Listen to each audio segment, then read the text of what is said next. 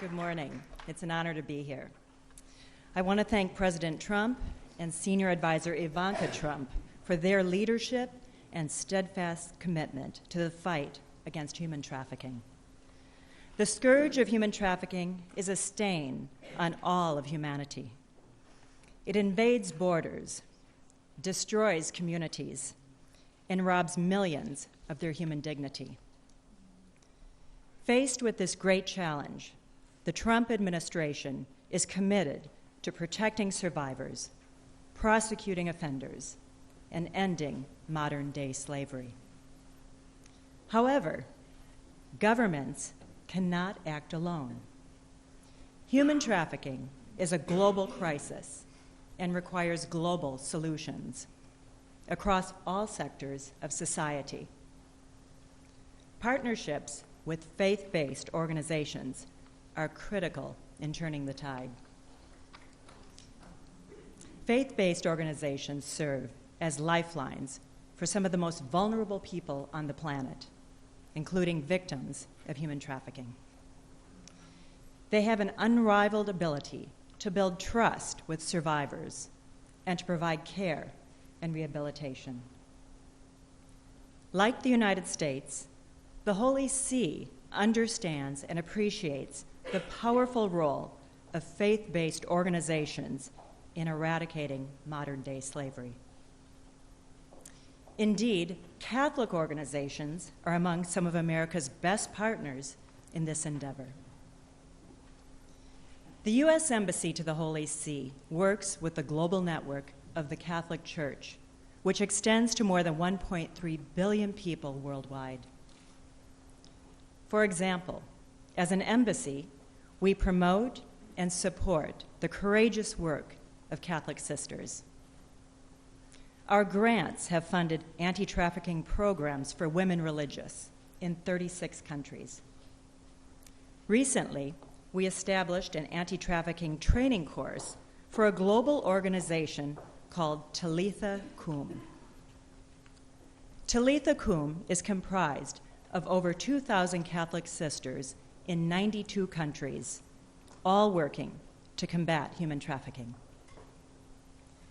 Faith-based organizations like Talitha Cum are on the ground in nearly every country in the world, including the United States. They work tirelessly to save women, men, and children from horrific fates. And they are key partners for federal and state law enforcement agencies, braving the omnipresent threat of criminal and terrorist organizations that profit from this global crime. Together, law enforcement agencies and faith-based organizations help facilitate victim recovery, reintegration, and criminal prosecution. Here in the United States, the Department of Homeland Security and the FBI have strong partnerships with Catholic service organizations to provide safe havens for victims. And internationally, the United States and the Holy See are members of the Santa Marta Group, an organization comprised of law enforcement officials, Catholic bishops, women religious, and civil society leaders that work together to develop victim-centered approaches to end human trafficking. As you leave today with renewed dedication and resolve, I encourage you to explore opportunities to collaborate with faith-based organizations across all faiths in the fight against modern-day slavery. In this regard, the U.S. Embassy to the Holy See will continue to work diligently with the Vatican to eradicate human trafficking. Together, we can save lives and end this horrific injustice. Thank you.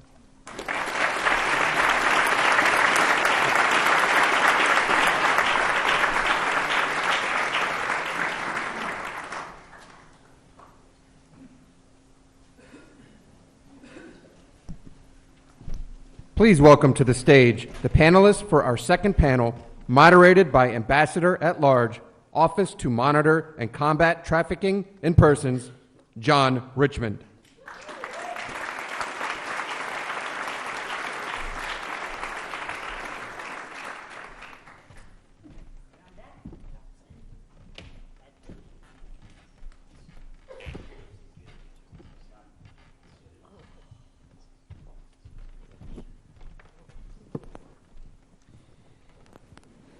Well, this morning we do have the incredible privilege of hearing from several members of Congress, leaders who have helped create the massive shift in the legal landscape around the world, establishing a comprehensive trafficking in persons law, or Trafficking Victims Protection Act, the 20th anniversary of which is this year, which is what is bringing us all together.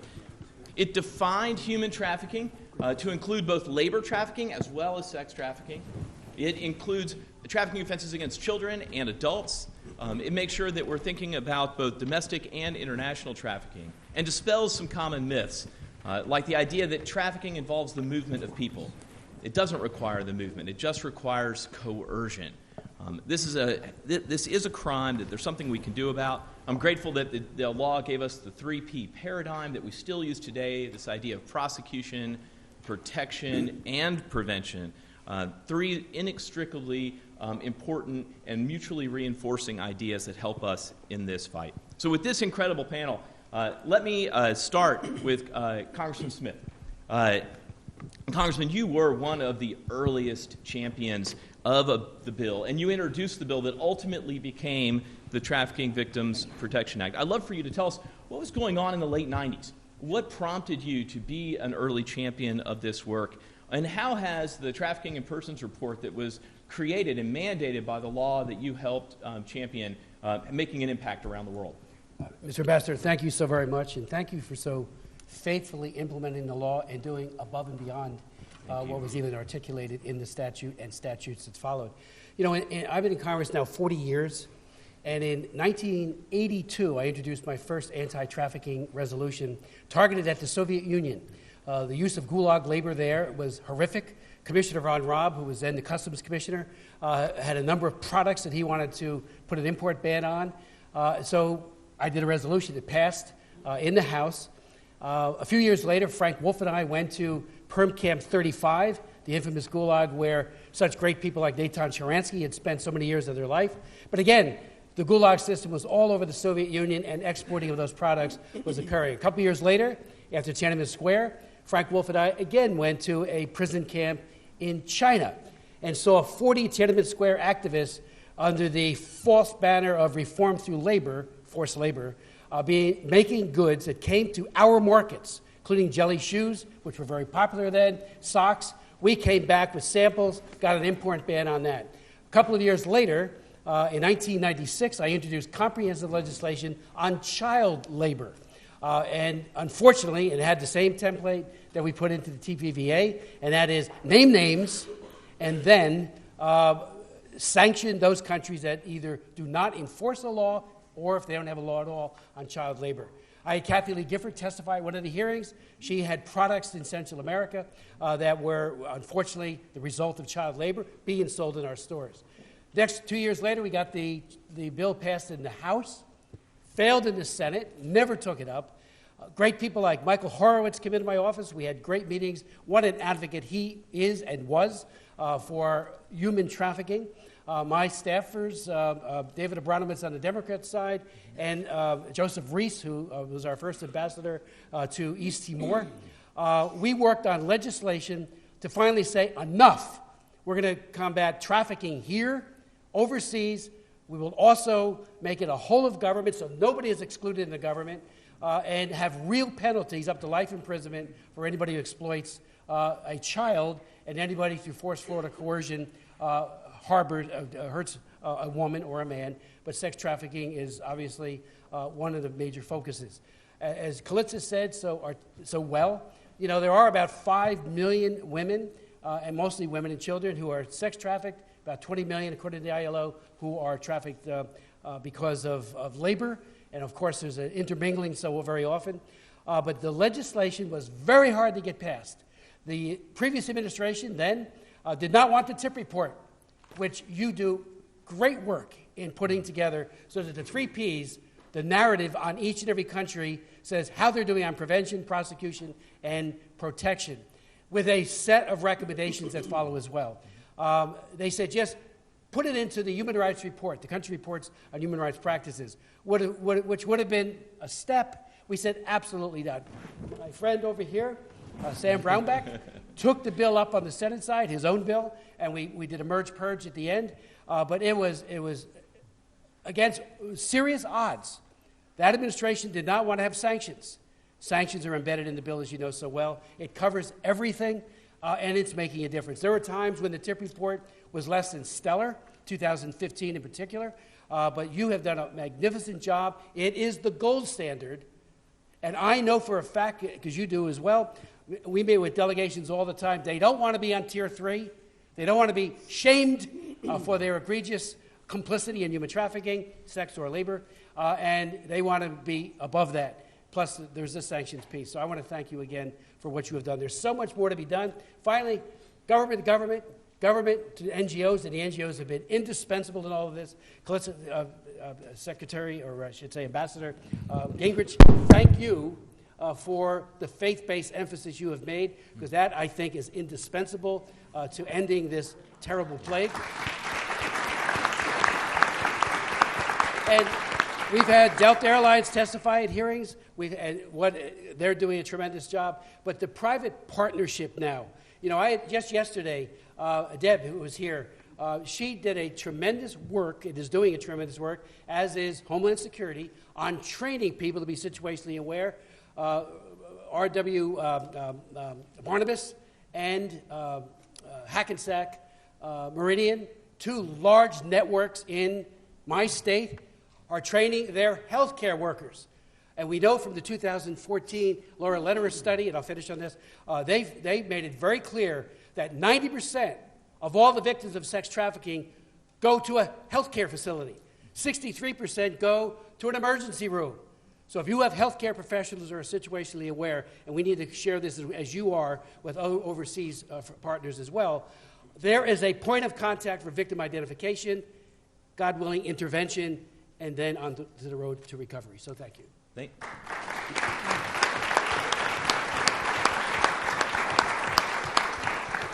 Thank you for your passion about this. Thank you for using the TIP report in your engagement and with other countries. I hear, as I travel, other countries talking about the importance when members of Congress raise this on their congressional outreach to other countries, so I'm grateful for that.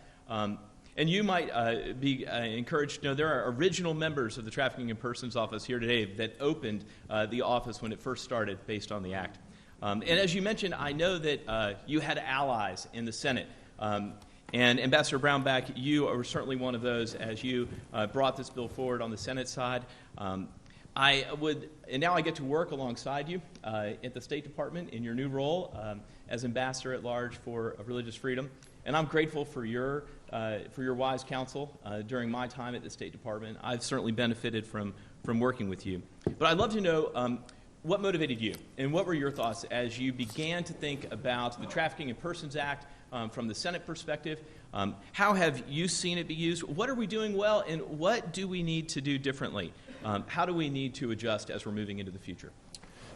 Well, I saw something and then decided you need to do something, which my guess is my story is pretty similar to most people in this room. You see it, something clicks, and you say, well, somebody needs to do something, and then you turn back and you look at yourself, well, I need to do something.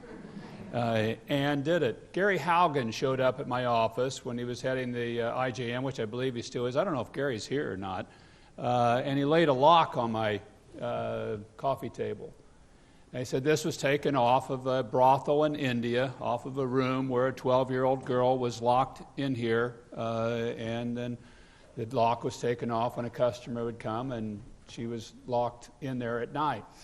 And this continues to go on, and it goes on a great deal.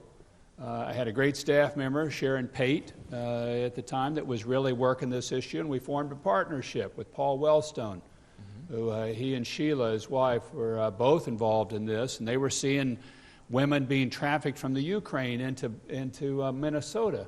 And they were showing up then at battered women's shelters and saying, what are you doing here from the Ukraine? Well, it's kind of a long story, but let me tell you about it.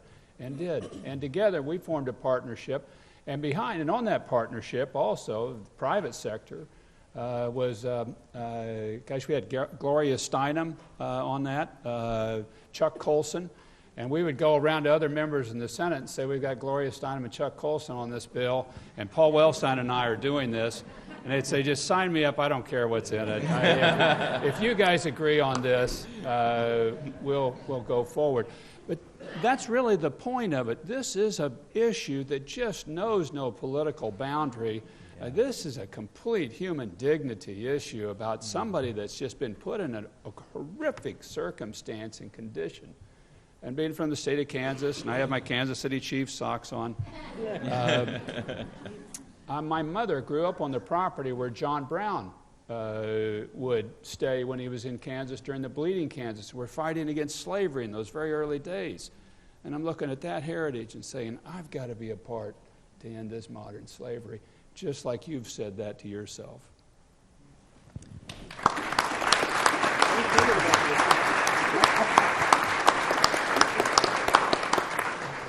Well, I'm certainly grateful, and I appreciate you highlighting the bipartisan nature of this bill as it's gone through. And as one thing we've seen over the last 20 years is that there has been a grand consensus across the political aisle regarding this important issue. I'm grateful that the two of you put together this law, this comprehensive law that focuses on both labor and sex trafficking, gave us great tools about how we could approach nonviolent coercion to address how traffickers are actually operating in modern times, and give us great tools like the T-Visa and other tools that we can use to make sure that victims are protected. Let me shift to Congressman McCall. You have served as the chairman of the House Homeland Security Committee. Now you're the lead Republican on the House Foreign Affairs Committee. You're working both domestically as well as internationally on this. I know you've just proposed a new piece of legislation, the Leveraging Information for Foreign Traffickers Act, the LIFT Act, I think it's being called.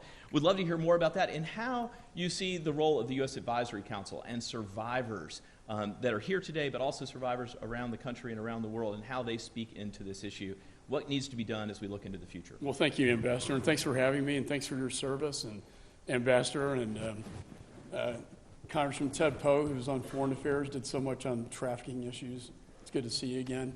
I think my journey started, I was a federal prosecutor for about 10 years, and then Cornyn's Deputy Attorney General, we started the Internet Crimes Against Children unit to catch predators online. And there have been thousands of prosecutions in my state putting these predators behind bars. And that's a real positive thing. That was back in 2002, but since I became chairman, when I was chairman of Homeland, we had the Blue Campaign in the Department of Homeland Security. I see some out in the audience. We authorized that into law to raise public awareness on the issue, because what we found is that most people in the country were not even aware this was happening. And it happens not just in Thailand. It's happening in our own backyard.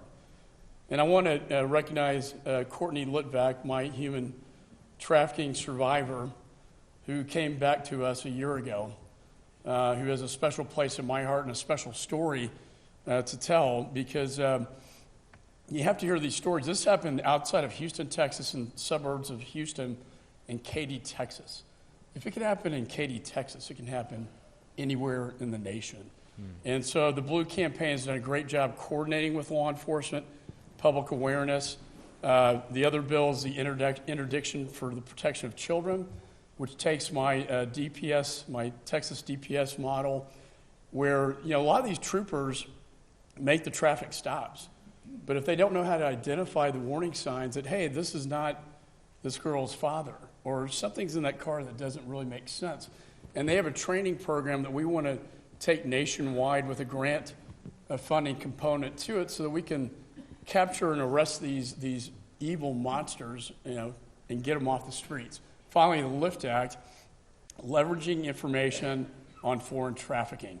Believe it or not, in our embassies and our consulate offices, when they deny a visa for based on human trafficking, they do not share that information with law enforcement. It's just tucked away in a file. So this would mandate that information be shared with law enforcement. But what I'm also proud, and this goes back to now the council, is we authorize the President's Advisory Council to the year 2025. Why is that important? Because I think I want to give Ivanka a shout out as well. She's really elevated this issue and prioritized this issue. We want to do a lot.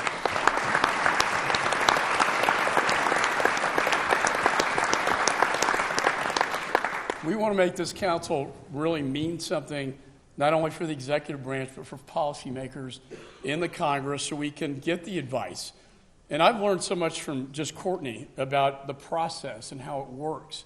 How could a beautiful 17-year-old girl get swept up, and I can't say where because there's an ongoing investigation, but how could this have happened? It really makes no sense. And to get these stories and have victims and survivors on the council, I think is very valuable to Congress and to the executive branch. As we approach the Super Bowl, I know you're going to that, you know that's going to be a major trafficking event. And there are going to be groomers all around the Super Bowl trying to trap young men and women into this horrific modern-day slavery. And we all know the stories, and you're bought and sold like property. This needs to stop. And as a former prosecutor, I try to educate prosecutors and judges, too. You know what? The victims are the victims. They don't deserve to be behind bars. It's the predators. It's the people taking the hit.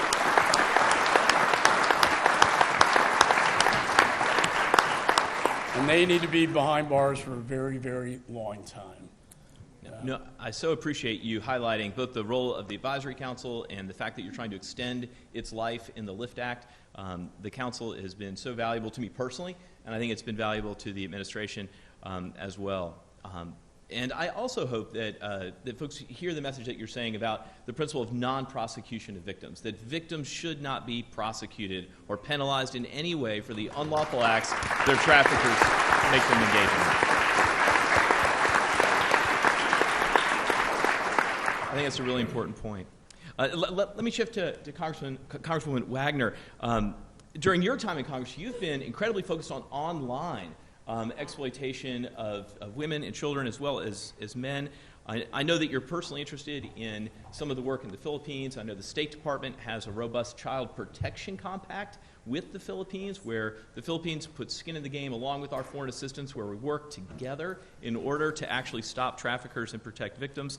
Love to hear your perspective on what is going well and what needs to change as we move forward. Great. Thank you, Ambassador Richmond. I'm going to stand up. I've got a long flight ahead of me and stretch my legs for a minute. But and I want to see all the survivors, all the NGOs, all the advocacy groups that just lift us up. To be here on the 20th anniversary of TVPA, Chris Smith, my ranking member, Mike Call and Ted Poe, I stand on your shoulders. This is only my 8th year in Congress, not 40th, 8th year in Congress. And the TVPA is so important. I got really passionate about human trafficking and labor trafficking that was going on, sex trafficking and labor trafficking, during my very first TIP report as a U.S. ambassador in Western Europe. And I was watching women and children and young boys being brought in from Eastern Europe and being exploited in Western Europe in horrific ways. And served my time and went back to the United States of America and began to dig into this in my own backyard, in my own country, and found that, yes, indeed, that human trafficking, and specifically sex trafficking, was hiding in plain sight in every community, in every faith organization, in every cul-de-sac, in every school district, all across our country, and that it was a scourge and something that we absolutely had to do something about. I tell you what you all are doing with the TIP report in terms of the compact is fantastic in the Philippines and online. It's been expanded, I know, to Peru and Ghana, Jamaica. I want to see it grow, so more and more. But my passion is to go after those predators online. I'm probably best known for the authorship and the passing of FOSTA, the Fight Online Sex Trafficking Act. Yes!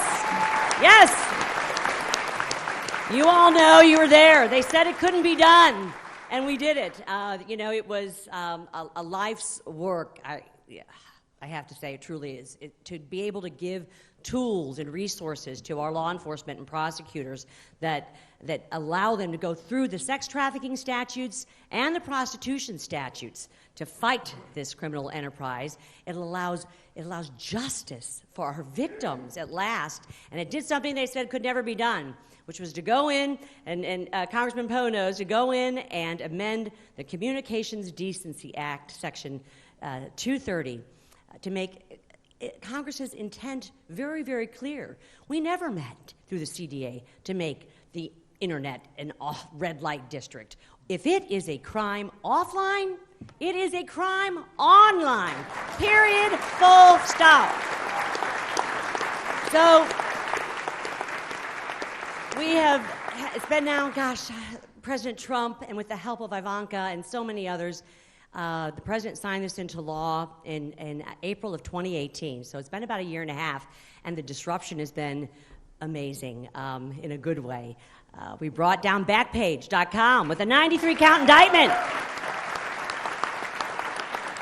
Over 60% of, many just pulled down their internet sites as a deterrent factor, which is what we knew it would do, for fear of prosecution. But we've disrupted over 60% year to year. A lot of what's being posted right now are kind of duplicates and spam and scam type of things. But you can go to childsafe.ai to see some of the inroads that we've made over this time period here. So I'm excited about that work and what you all did to make that happen. And my next crusade is end-to-end encryption. And I know the Attorney General talked about it, yes. And we talked about it, Ambassador, at our DHS conference. You know, I had, and I'm just going to call it out because, as Kevin and others know, I just do. And I had the opportunity at a hearing in financial services to speak and question Mr. Zuckerberg, Facebook. 90% of the online sexual, pornographic, horrific, exploitive images are on Facebook and their platforms. 12 million, in fact, in 2018. And to say something positive, at the time, they reported those 12 million. They reported those 12 million horrific, awful images. But now they're going to move to end-to-end encryption. And when they do that, law enforcement will not be able to access any of those images. And with impunity, after letters and pleadings from the Attorney General, from the Department of Homeland Security, from law enforcement, from prosecutors, from DAs, from me, Congress, others, they refuse. They want to go move forward on their end-to-end encryption. So if an industry won't police itself, that's when Congress steps in. And we're going to police them, that's for sure. You know, and this is important, privacy and lawful access are not pitted against each other. Privacy and lawful access are not pitted against each other.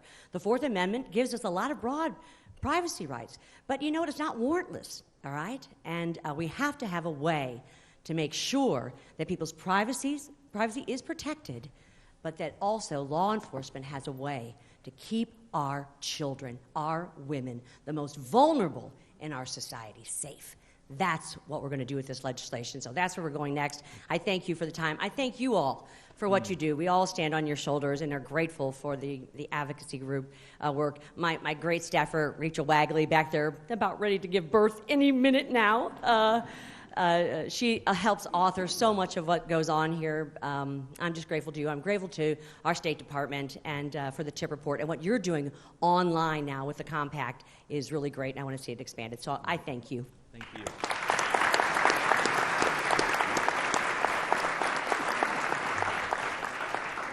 Well, I can't tell you how much a treat it is for me to actually reverse roles. I'm used to getting asked questions by members of Congress, and now I get to actually ask you all, so it's a treat for me. I can tell you that a lot has been accomplished on the Hill, and we're grateful for the legislation that's been provided.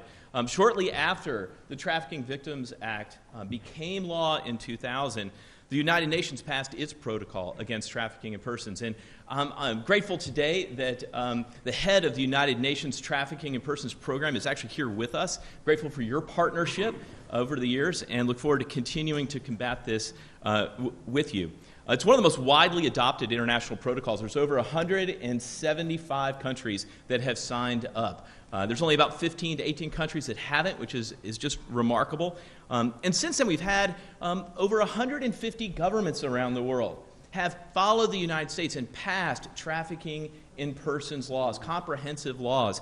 And we're so grateful for that, to have this international legal consensus that human trafficking is wrong, that it's a violation, that people are putting freedom first, which is the phrase that the president has given to this year, that we want to put freedom first. We want to put it first in our priorities and our conversations. We want to raise it with other countries. We want to raise it with each state in this union and make sure we're doing well. Because while we recognize it's the 20th anniversary and we want to celebrate what's been accomplished, we also know that there is a great deal left to be done. And the 24.9 million victims around the world are evidence of that. It is our job now to take the parchment promises of law and turn them into tangible deeds that bring hope to individuals who need rescue and need services. And we want to make sure that we do that. And we want to make sure that we hold traffickers accountable, that we end the impunity that traffickers currently enjoy. I can tell you that this is hard work. There are not easy answers. They're not simple solutions. But the world is not in desperate need of more people to explain to us why these things are hard. The world's in desperate need of more people to do the hard things. And I'm grateful that you all are here and willing to do those hard things, to secure freedom for individuals who are currently being trafficked, and to put freedom first. We're grateful to this administration's focus on freedom first. Thankful that we get to work together with this White House, with Congress, with so many civil society leaders. I see so many NGOs and leaders here from across the movement. We're grateful for your presence here today.